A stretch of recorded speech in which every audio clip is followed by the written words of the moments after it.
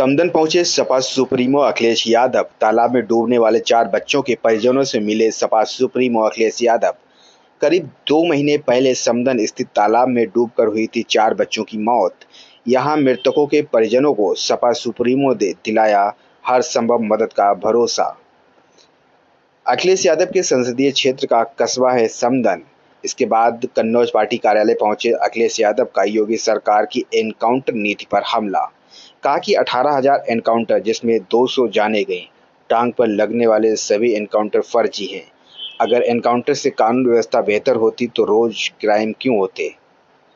NCERT report का हवाला देते हुए अखिलेश यादव ने कहा कि रिपोर्ट के मुताबिक सबसे ज्यादा बलात्कार उत्तर प्रदेश में हो रहे हैं। उन्होंने सीएम के दिए गए स्मार्टफोन छीनने पर भी कसा तंज। कहा सरकार ने दिया स्मार्टफोन पंडाल के बाहर छीन गया। कन्नौज में सपा सुप्रीमो का भाजपा पर बड़ा हमला। लूट बड़ी है इनकी सरकार में। एक फिर इनकाउंटर किया गया है। ये इनकाउंटर का जो निशाना है वो टांग पे जाता है। और हमारे पत्रकार साथियों से कहूंगा, अंग्रेजी का एक अखबार था, प्रतिष्ठित अखबार, उसने कहा कि 18,000 इनकाउंटर हुए हैं उत्तर प्रदेश में, जिसमें 200 जाने गई हैं, जो दावा है सरकार का। और बड़े पैमाने पर टांग में गोली लगी है या हाथ में गोली लगी है। इसका नाम दिया है हाफ इनकाउंटर या टांग पे गोली वाला इनकाउंटर। ये जितने भी टांग पर गोली वाले इनकाउंटर हैं, ये सब फर्जी इनकाउंटर हैं। और ये मैं नहीं कह रहा हूं, मेरे साथ साथ अंग्रेजी के एक अखबार प्रतिष्ठित है, उसने कहा कि 18,000 इनकाउंटर उत्तर प्रदेश में हो चुके हैं।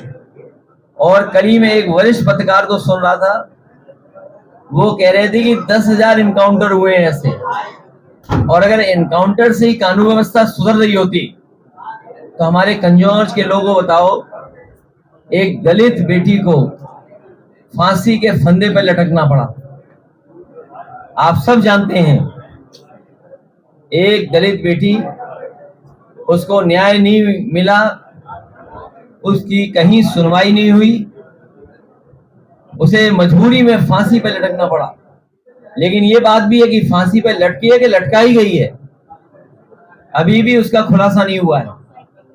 फर्रुखाबाद में भी हमारे साथी जानते होंगे, 2 बेटियां लटका दी गई कि आत्महत्या हुई है। और हर दिन उत्तर प्रदेश में बड़े पैमाने पर बेटियों के साथ इस तरह का व्यवहार हो रहा है, जहां उनके साथ घटनाएं घट रही हैं।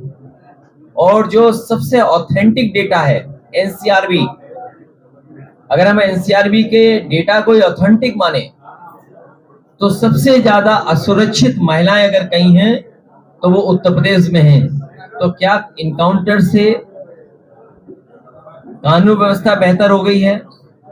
क्या इनकाउंटर से हमारी माताएं बहनें सुरक्षित हो गई हैं? और कल तो हद हो गई, स्मार्टफोन दिया सरकार ने और पंडाल के बाहर स्मार्टफोन छीन लिया बदमाश ने।